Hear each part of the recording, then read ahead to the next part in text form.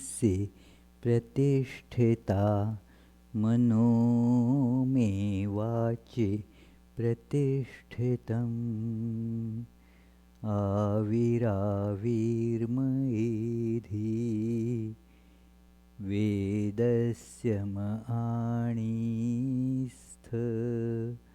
श्रुतं मे मा प्रहासीः अनेनाधीतेनाहुरात्रान् सन्दधामि ऋतं वदिष्यामि सत्यं वदिष्यामि तन्मामवतु तद्वक्तारमवतु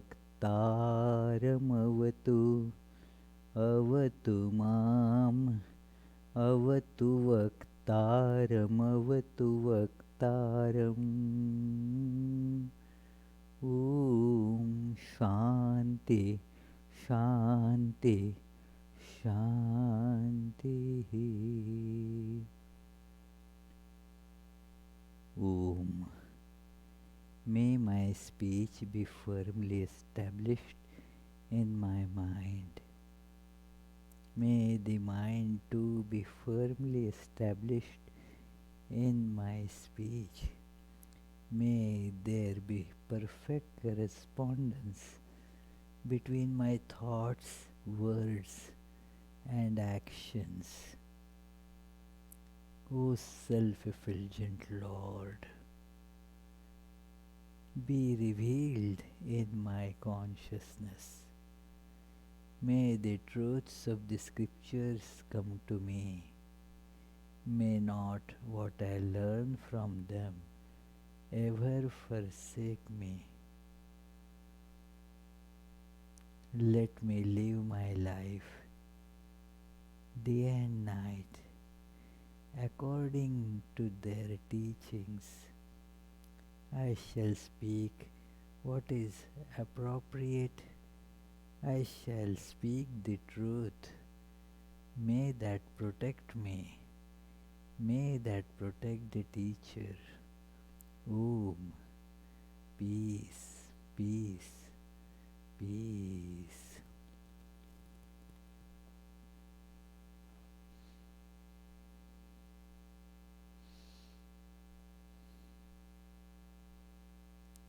Let us feel the all-pervading divine presence in our heart.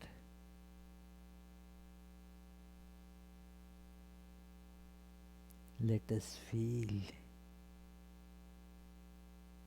each of us and everything around us is a just piece of ice kept outside in hot temperature.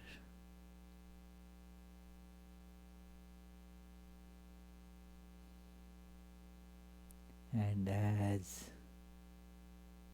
the particular ice cube or piece melts, loses its form, loses its identity, let us feel our so-called individuality is lost, merged in the universal.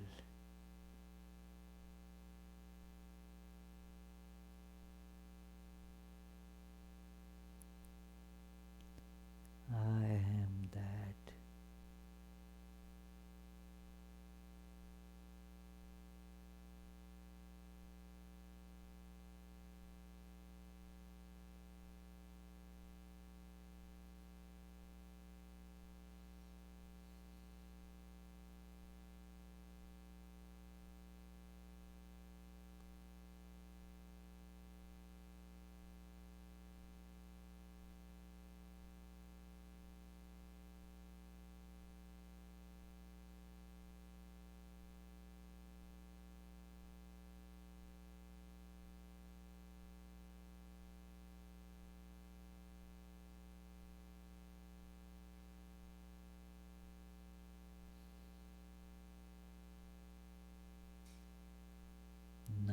let us feel the same all-pervading, limitless existence itself, consciousness itself,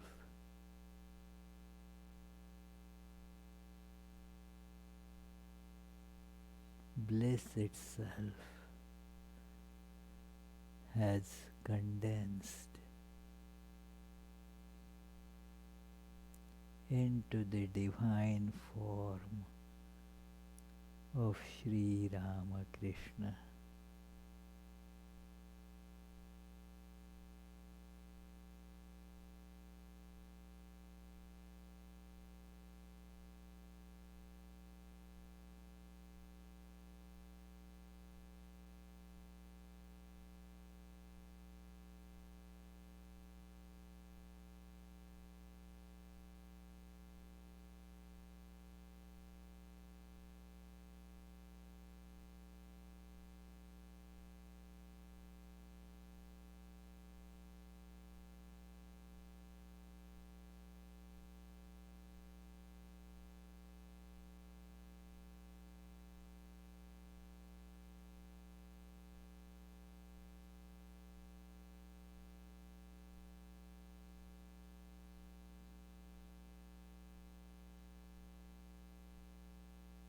Om. Peace, peace, peace.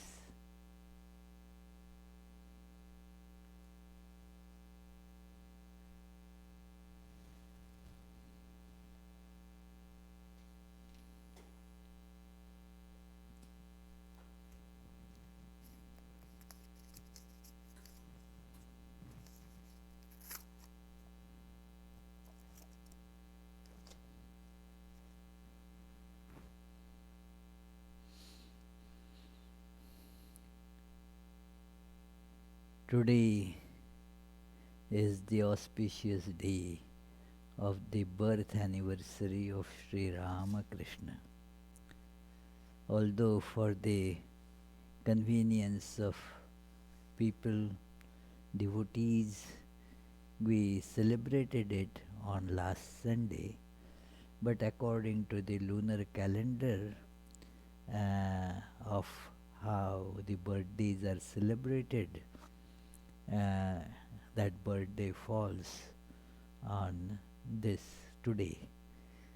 So it is a very auspicious day, and we are fortunate that that is also the day when we are studying this great biography of Sri Ramakrishna, where, as we have been noticing, Sri Ramakrishna's life is being described both internally and externally, according to his mental states and also according to his physical actions, according to keeping his divine play aspect and also the details of that play. Both have been narrated here, and as the author had mentioned, that everywhere it is the mind that tells how the body acts. The mind gives directions, and accordingly the body performs the actions.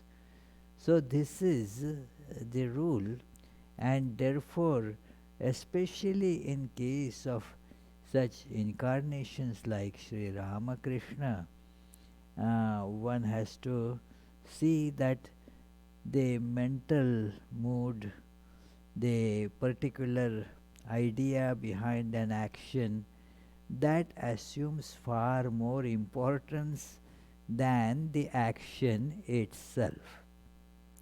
It is in ordinary people like us, the body is very strong, and although there are the some mental vibrations, it is not always that they get smoothly, seamlessly converted into physical actions. Yeah, we have, many of us have this experience that we get a thought, a good thought, and we are convinced that that is how we should do the things.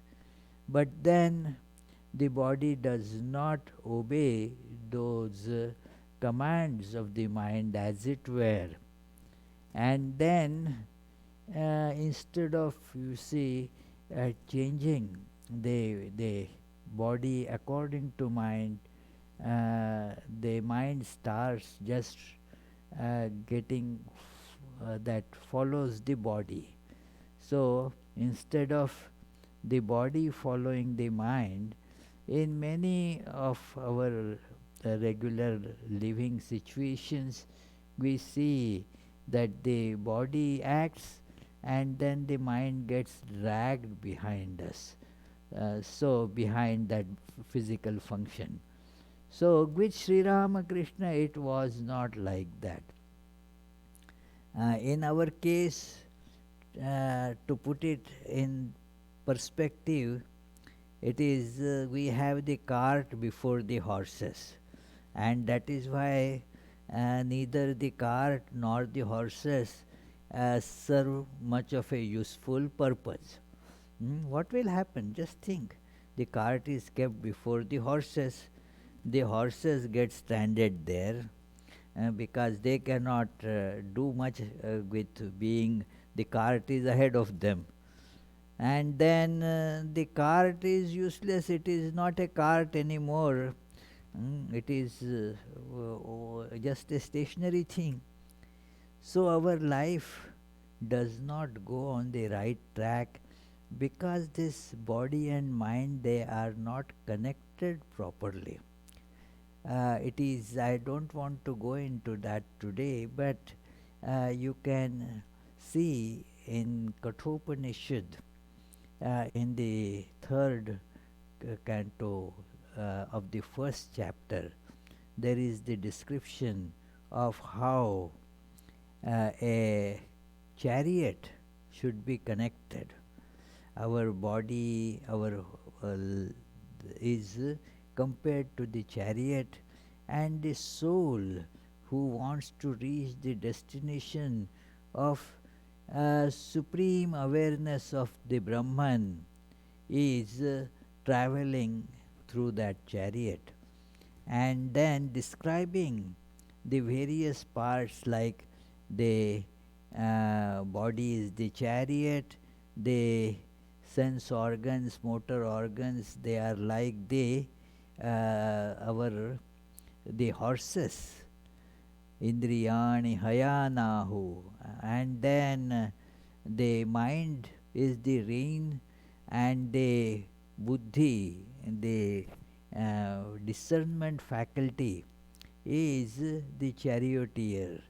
So if this alignment is proper, then it is surely, it is shown that you will reach the destination. If not, give up the hope of reaching the destination.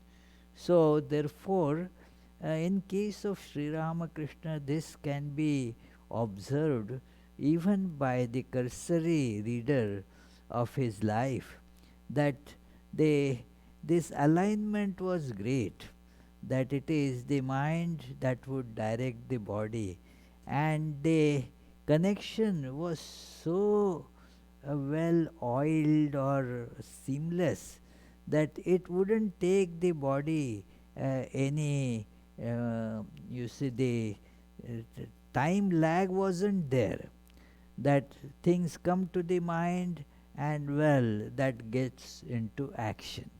So this is how we see that Sri Ramakrishna's life was.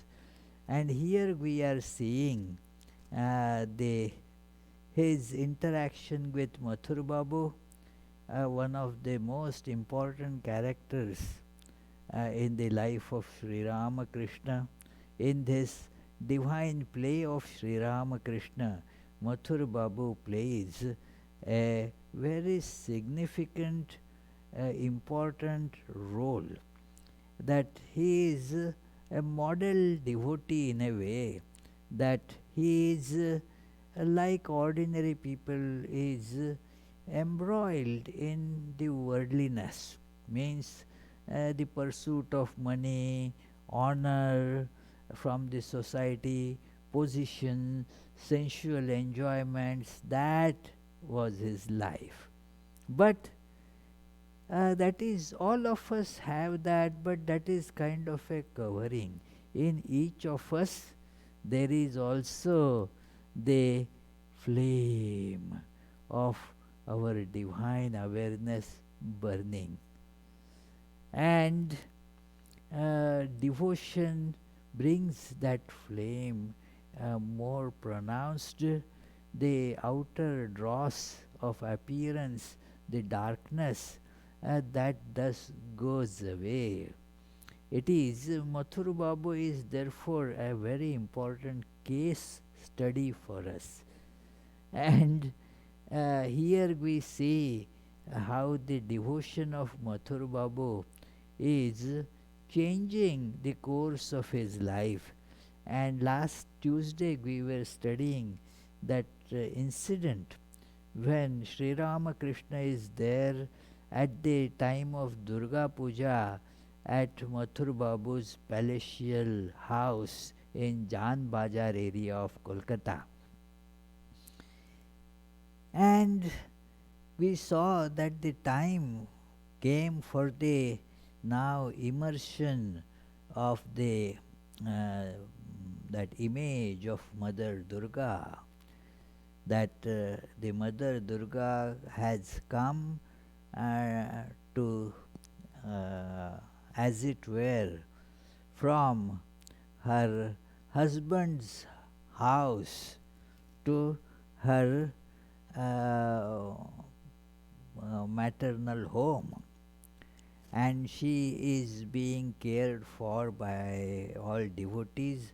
Like, yes, she is now has come to her mother's place, lot of celebration going on, and the divine, that devotional outpour is also there. But then time came, it has to come, that the Divine Mother has now to go back to her own abode.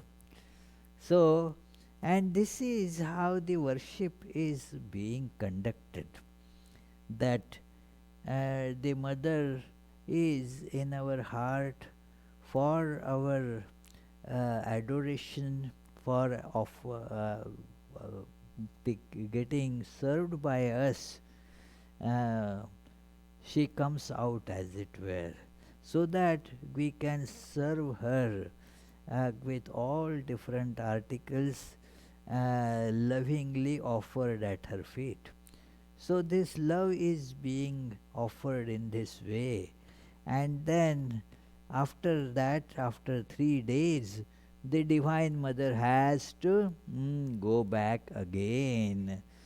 So this is this immersion ceremony, or called Visarjan, that it is, she has been invoked when the image is made. And this is something, see, I am a person who is very skeptic of such things. But at Belur when I first saw as the image was getting made, those sculptors, they come there, and first with a few bamboo sticks, they make this skeleton, as it were, then apply some this mud on it. It is a process that goes on. They are expert people, in 3-4 days all gets completed. It is worth watching how step by step it goes. It is nowhere in India that I have found this art of making such big and yet very light images. Light in the sense you can, one person can lift something that looks like a more than a life size image. So because it is mostly made by the bamboo sticks, kind of hollow. So and then as it goes on, you just think of it as mm, an image artwork. No divinity gets really associated that quickly. Then it is taken to the worship place in the temple, and then it is kept there, and then the first ceremony in a proper way is invoking the divinity, that it is that prana pratishtha, as it is said, that the life it now, that no more remains image, that becomes a living presence. And then people start seeing that as goddess. And I also not much of a believer person in such things, but I could see that yes, that is divine, that is the goddess herself. You start getting connected with that as goddess. That is goddess. The uh, devotion makes an upsurge, as it were, and then all the hymns are getting chanted, very deeply meaningful hymns about Divine Mother. And so they, all this process gradually, when the seventh day, the first day of actual worship begins, the fifth day and the sixth day, they are important for the invoking process and preliminary worships. There are many preliminary rituals that go on. So with that, now on the seventh day, as the worship begins, one can actually feel the presence of the Divine Mother palpably there, and the worship goes on with literally hundreds of thousands of people present. No exaggeration, friends. Even at that one place, Biludmat, one can expect 100,000 people on a day. So it is, and the one after other ritual is going on. Many monastics and lay devotees, they are participating in singing and doing various chores connected with that. And thus the atmosphere that you breathe there becomes different. So you feel that there is our true mother there, our divine mother is there, and getting connected with that. Now 3 days this is going on, seventh day, eighth day, ninth day. Very beautiful, very spiritually significant rituals happen during these 3 days. And then now comes the day when the time to go back. Everything, howsoever good it may be, there has to be an end to it. Things end. Whatever has a beginning has an end as well. So the time for the Mother Durga to now mm, to be bid goodbye. So appropriate rituals are there, and the worship was going on, and we saw that when the news was sent to Mathur Babu, that well, now it is time to perform the last these things, last part of the worship. You please come and offer your that flower worship to the Divine Mother quickly, because everything has to happen meticulously. It is all right, you have lot of emotions and last minute hugging and all that is going on, saying nice loving words. It is all right, but you cannot miss the flight, you see. Mm. So you have to say goodbye on time. So the time was approaching in that worship. Everything is timed to the minute, everything. You can't transgress any of those things. So all those limitations, all these boundaries are there, that from uh, 7:32 to 7:34 this chanting will go on. Now it cannot start at 7:31 because 7:32 is the appointed time. I am again not exaggerating, friends. It is very, very meticulous. The protocol is probably unparalleled. That exactly that time, and it is to be recited with that exact speed, so that it gets over at say 7:34, and then the next ritual has to begin immediately after that. It has its own time. So Mathur Babu was told, come now, it's time.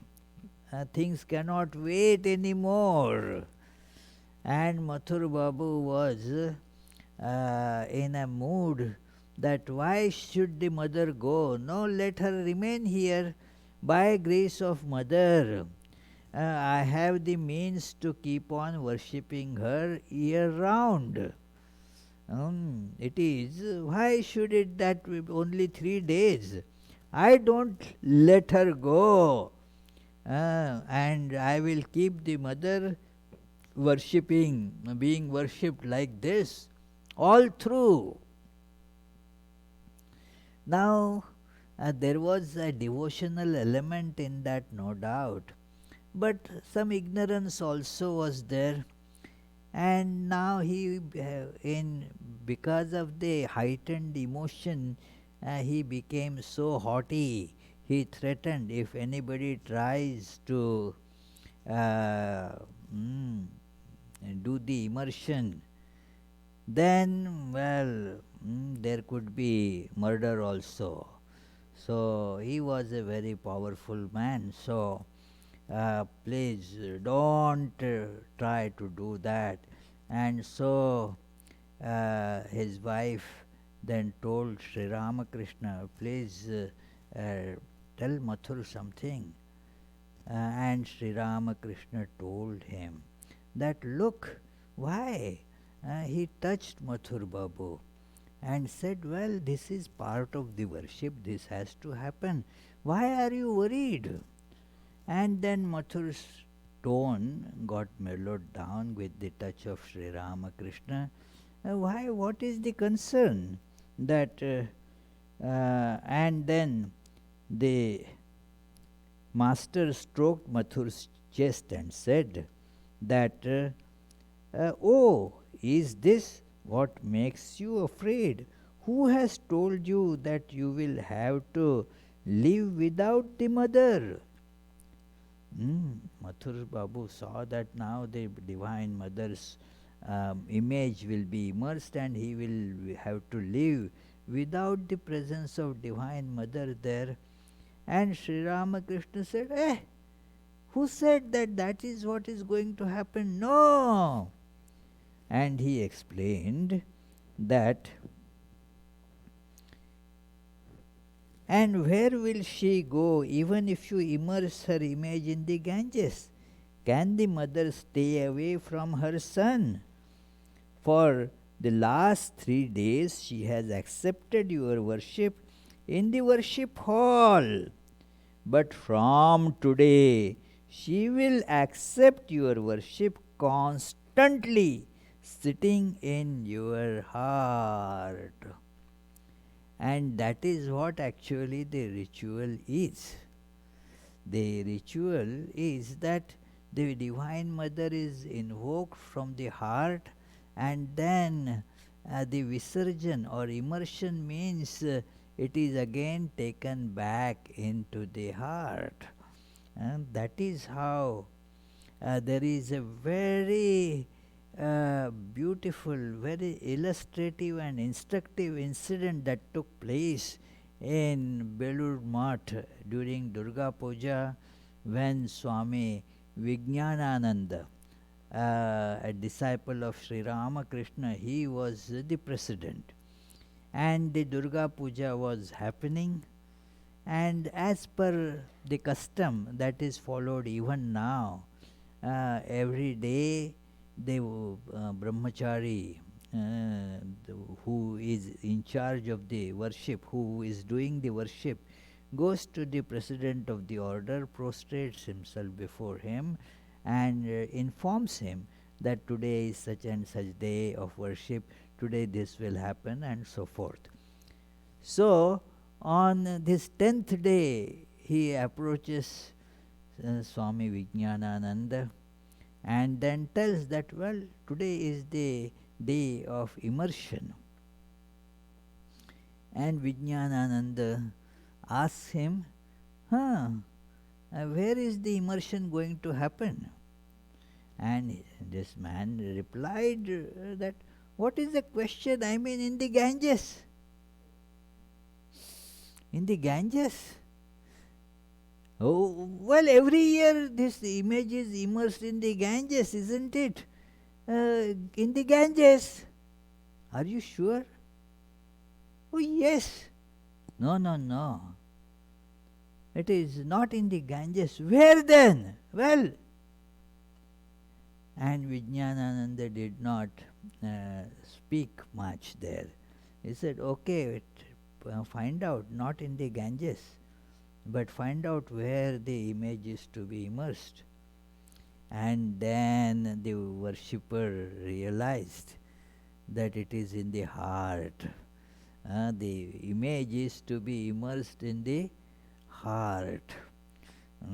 That mother goes back where she came from.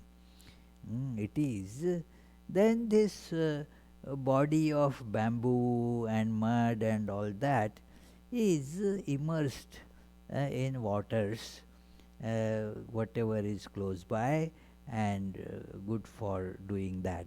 So it is, that is the only the external form that gets immersed. Actually the visarjan or immersion happens in the heart. So this is how one should look at these things, that the mother invoked from the heart, and now after offering the worship goes back to heart. So when Mathur heard this, then his emotions cooled down and the immersion took place as usual, as it should have happened. It is difficult to describe the wonderfully enchanting power of the Master's touch and his words. There are so many examples of Sri Ramakrishna's touch that changes the life of people coming there. And don't think that touch is right now also, it is available for those who seek it. It is not that that was now what can I do, I should have been alive there and should have been in Dakshineshwar where Sri Ramakrishna was, then I would have realized God in a jiffy. Well, that is possible even now. Hmm. Yeah, we need to approach Sri Ramakrishna. He is there to offer his touch. I am not at all exaggerating, friends. I am not telling it emotionally. This is the fact. See, I have seen thousands of devotees having their lives transformed. I am not talking just about monastics. Even the lay devotees have, with that touch, their current of their minds has shifted, changed. It actually happens, friends.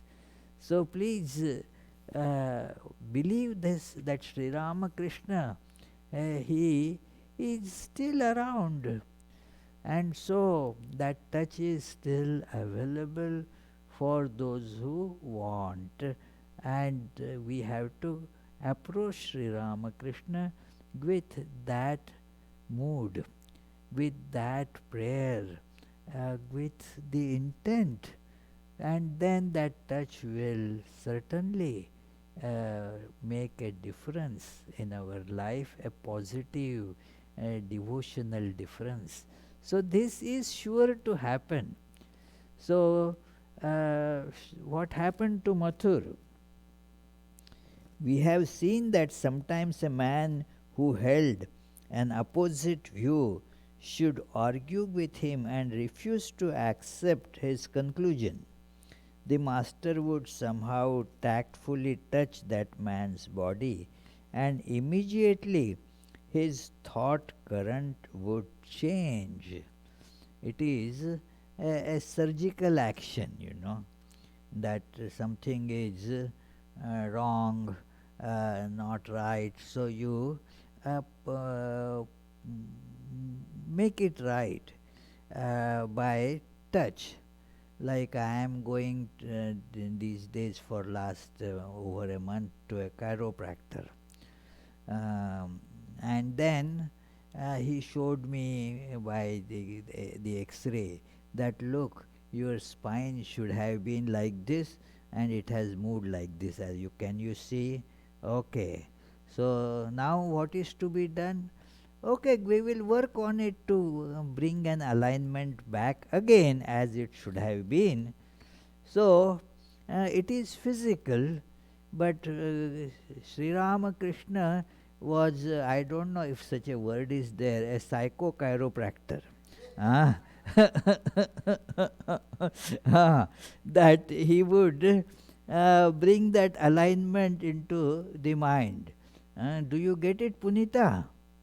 Yeah, because she used to go to chiropractor, so it is. Yeah, so it is the mind gets changed by that touch.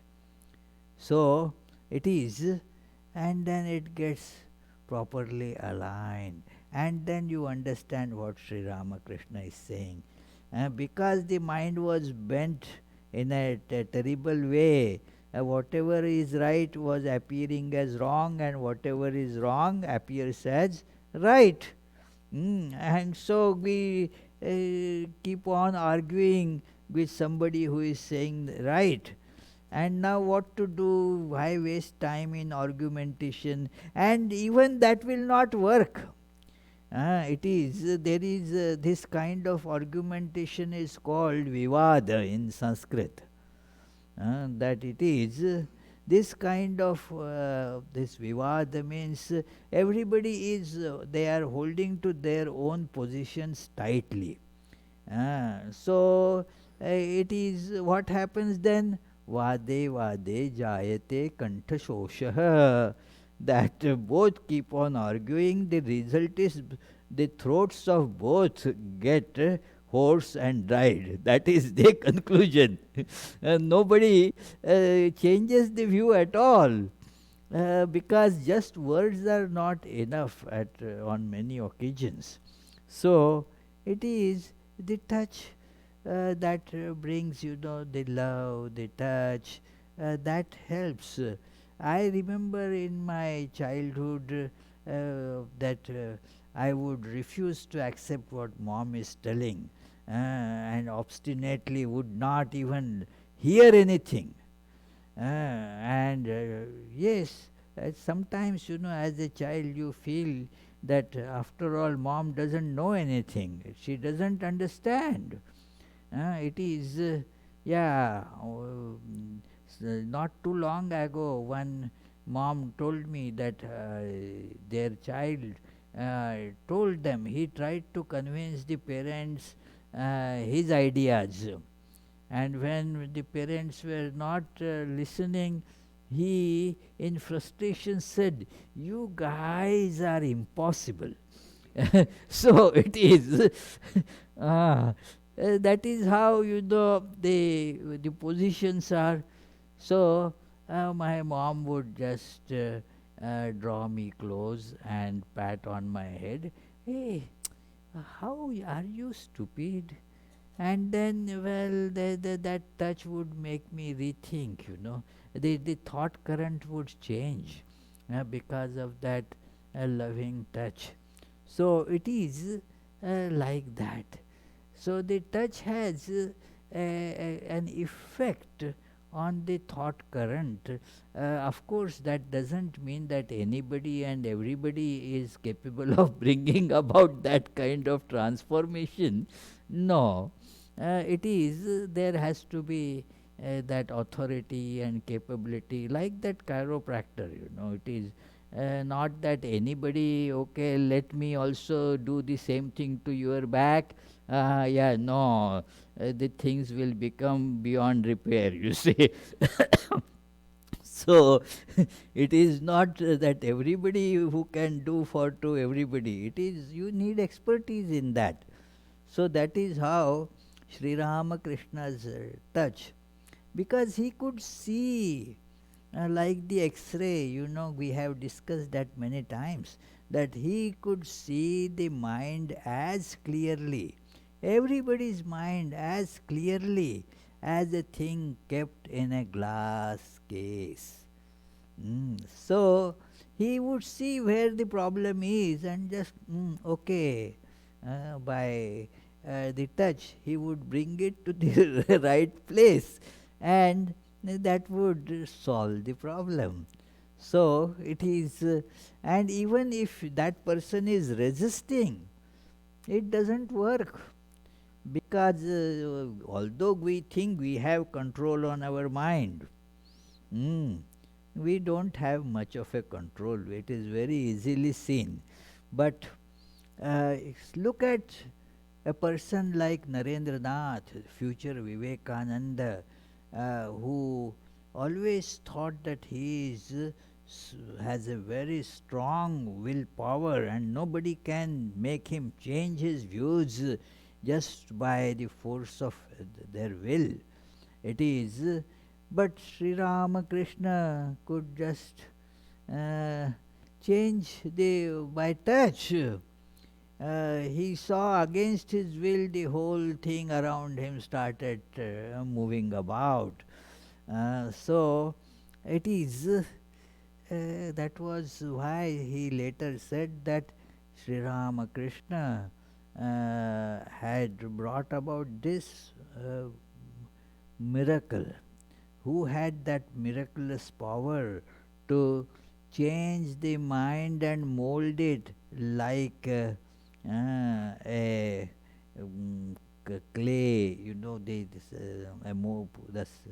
A clay can be molded in various shapes.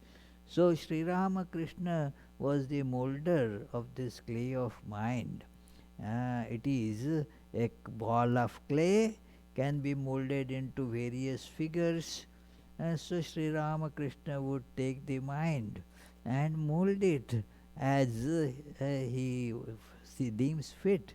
That capability, that power is there. So It is. So, in that sense, he would accept the master's views.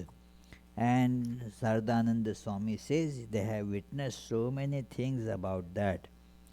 Gradually, the master's words and touch restored Mathur to his normal state. We do not know for certain whether Mathur had any vision or experience at that time, but he probably did. It seems that he saw the luminous form of the Divine Mother living in his heart, and that increased his bliss 100-fold. His intense desire to save the image was greatly reduced.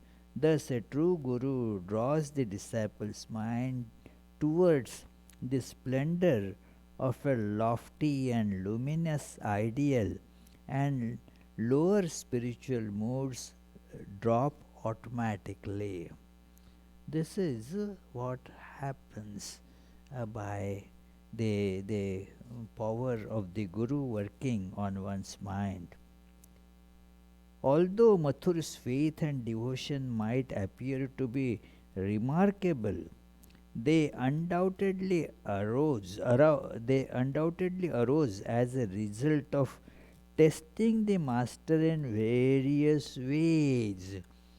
It is Swami Saradananda is deliberately bringing up this point because many of us would think that Mathur Babu in those olden days they were all superstitious people, you see, and so they thought something, and yes, they imagined. This is all their imagination, and actually nothing happened like that.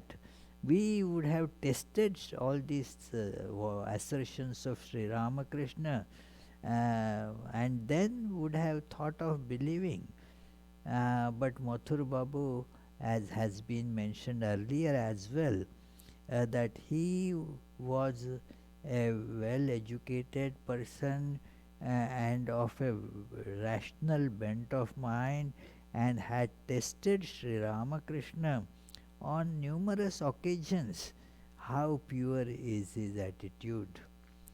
He has brought a lot of beautiful, enchanting women around him to see if he can be tempted.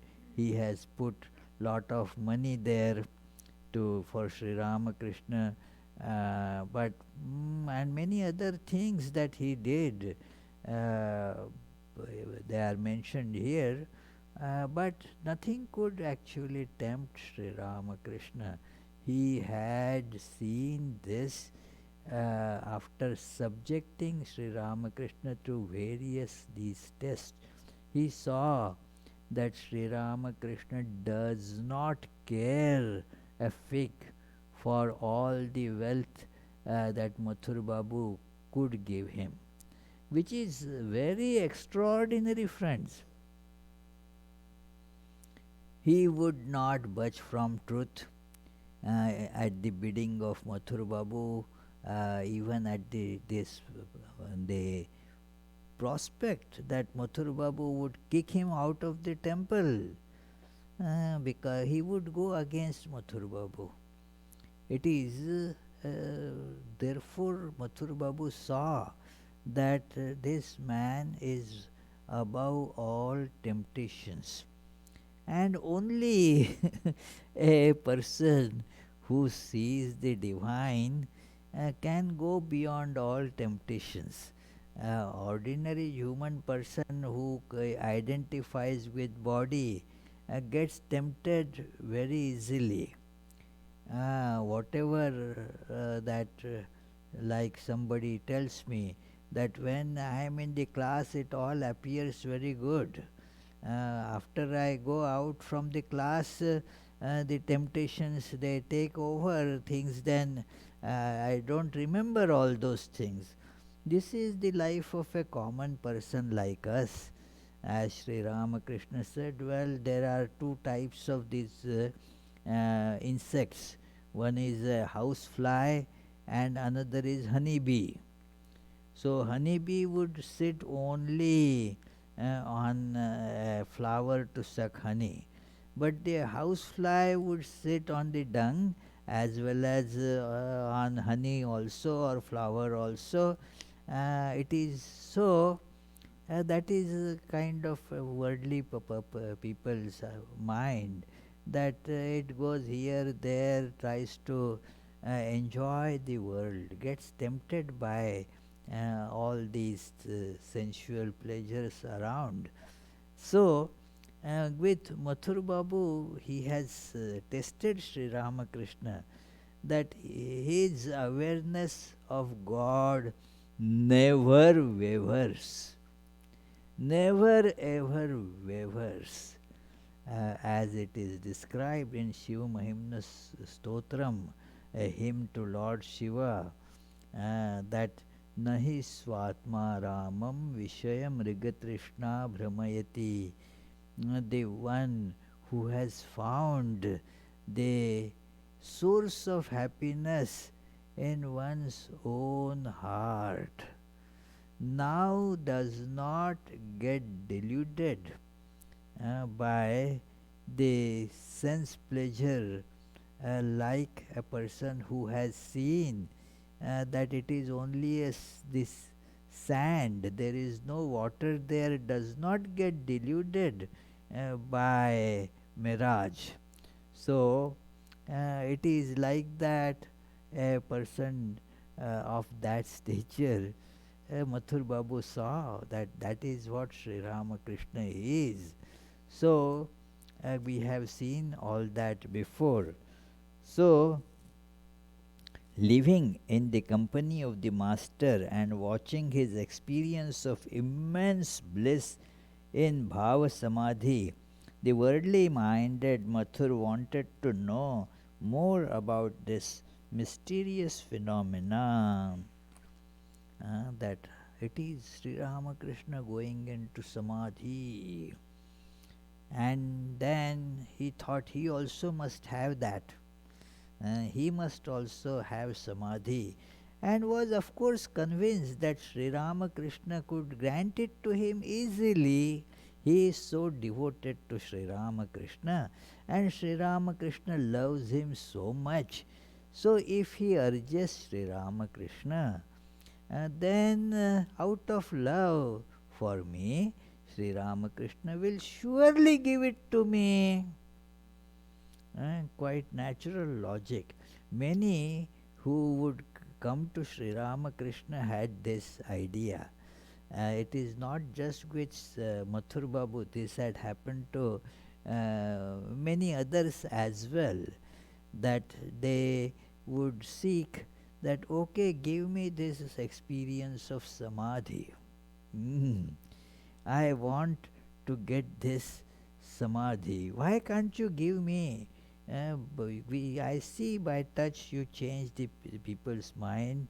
You go every now and then into Samadhi. So why don't you take me there with you? You take me to different devotees' homes. That day we went to Balram Babu's house, but now you go to this different region of Samadhi. Please take me also there. Quite a pious desire, quite a natural desire that would arouse in people's mind. And the question is that, is our body and mind ready for that? If it is not ready, you shouldn't go. I had gone some time ago, that it is in that NASA center in Huntsville, Alabama, and they have they just for getting some education, zero gravity. You can go and experience zero gravity there. It is a matter of experience. And 3G, triple gravity. Our body is used to some level of gravity. Now put it to the triple of it. So everywhere there are signs. I could not go to the zero gravity because that was too crowded. I didn't have time. But I saw 3G doesn't have a big line, so I got there. And there were those warning signs all they put there, that those who have breathing problems, heart trouble, or they are get scared easily, should not go there. And even while this is happening, there is there is some tool there that try to press that, and we will stop it there, because you will not be able to utter a word, because it takes our lip movement and the vocal cord movement. They are accustomed only to 1G. Now everything, the weight increases, it becomes triple. So I could not move my finger. It was, I thought that something is what has tied all my limbs. Nothing was tied to it. But the weight had tied to it. It is. So, uh, are we able to withstand that? That's the question. So, in this new realm, our body and mind in the realm of samadhi, can it withstand that force?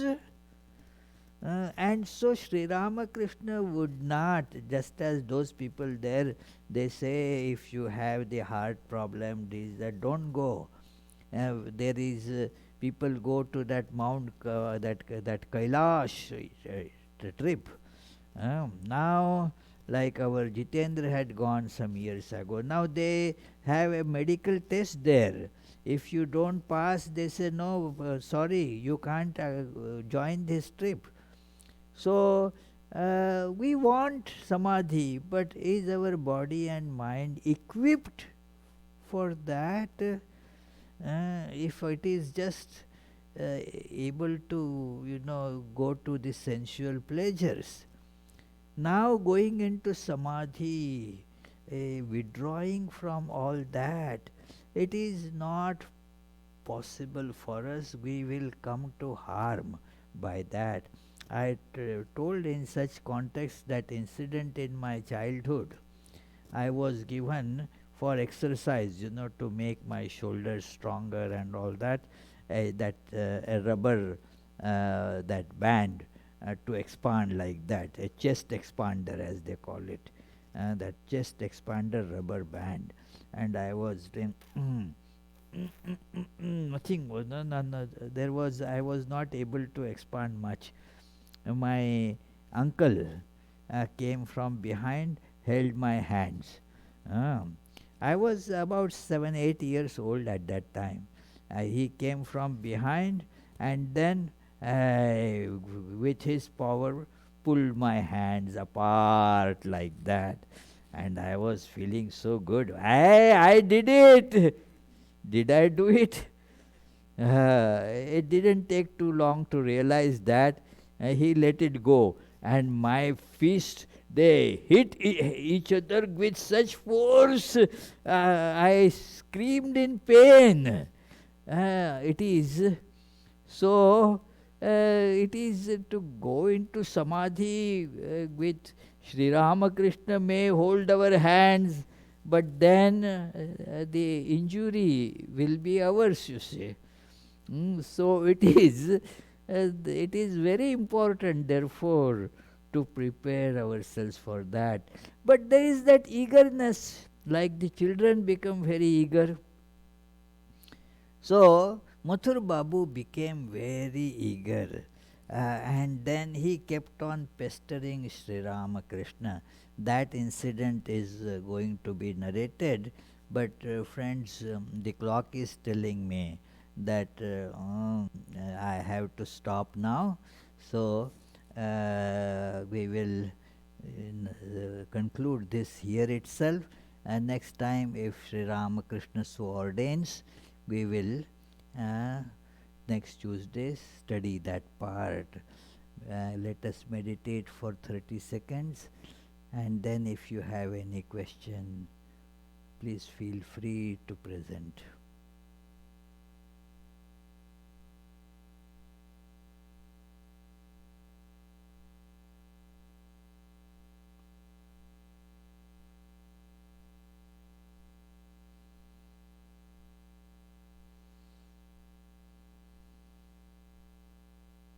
Yes, please.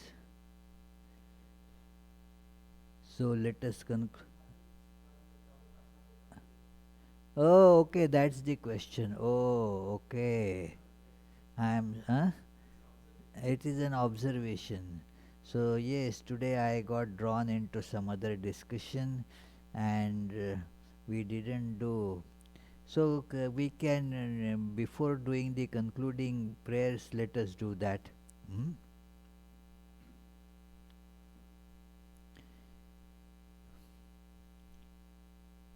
तव कथामृतं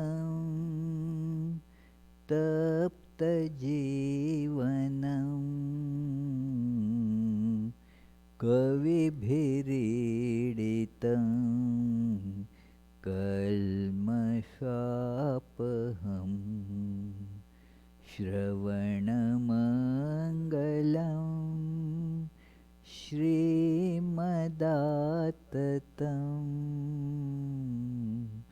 भुवि गृह्णन्ति ते भूरिदा जनाः.